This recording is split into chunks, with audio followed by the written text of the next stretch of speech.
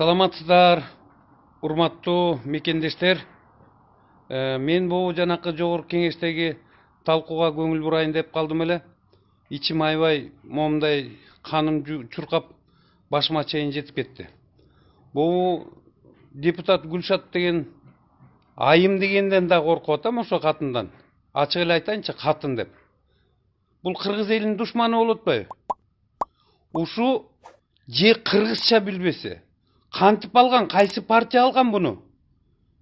Бир ойлонбойсуңар ботом, кайсы келесе ошондой катынды ошол жака апарып таштап койгон. Кыргызга душман коюп атса ошончо башкалар бар көтөрүп колун ошол жанакы проектти алып атат да. Сөздүн эркини болот да ботом. Өзүнүн ой пикирин айтат элдер. Момундай кылыш керек, тигиндей кылыш керек. Эчтеке сүйлөбөйт, өзүнчө эле кыйын. Акчасы толтура экен, ошол жака барып отурду. Кыргыз элине залакас тийди.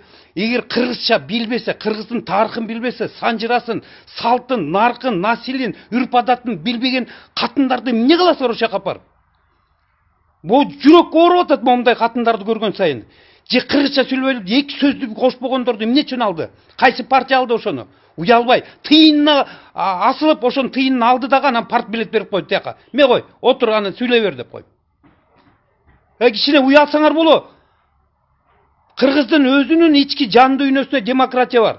Туураны туура дейт, чындыкты чын дейт. Акты караны билген кишилер да. Ушундай маңкурт катынды ошол жака апарып коюп туруп, бүт кыргыз элин ызы чуу кылып атат. Бизде деген бар да деген, свобода слова деген бар да.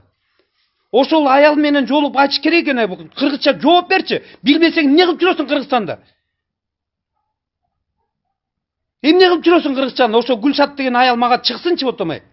Уят эмеспи? Күйөөсү каякта? Күйөөсү үйрөттү беле бияка? Же күйөөсү башка улуттан болсо, ошо улуттун тили менен сүйлөп кетпейби башка жака? Эмне үчүн парламентке ушу кыргыз тилин, ушу Манас атабыздын түп көзөгүн, тарыхын, санжыраларды билбеген аялдар барып отуруп бизди башкарыш керек? Түпкүлү кыргызды мамлекетти түптөйбүз деп атабыз. Кыргыз эли деп жүрөбүз. Момундай маңкурттарды алып келип алып туруп, бүт баарын бузду да.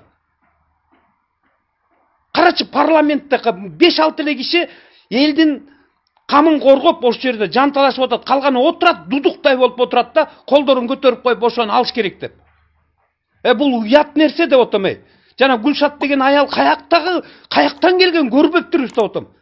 Bir суроонун бирөөсү айтса, кайсы айтып, бул күйөөсүн мээсин чагып бүткөн болсо керек, та деп берип. Кетсин, ошондой мокочолордон арылалык деп отом. Кыргызстан тазалансын. Жаңы жаш улан кыргыздар келсин, жаш канча деген акылдуу жигиттерибиз, кыздарыбыз бар. Ошолор отурсун, кыргыздын, биздин элибиздин камын көргөн гана, таза, эр жүрөктүү, тайманбастан кыргызды даңазалап, кыргыз улутум, Манас атабыздын урпактарыбыз деп, ошолорду даңазалабайбы?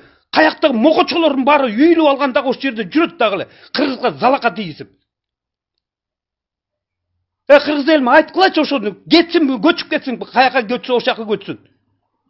Мен бул аялды сөккөн жокмун, бирок чын ички дүйнөмдөгү өзүмдүн пикиримди айтып атам. Келип тиякта турат, орусчадан башка эчтекени билбейт экен. Анан мен бир карындашым ооруп калды, анан давлениеси көтөрдү деп. Бүт элдин баарынын давлениесин көтөрдүңөр силер.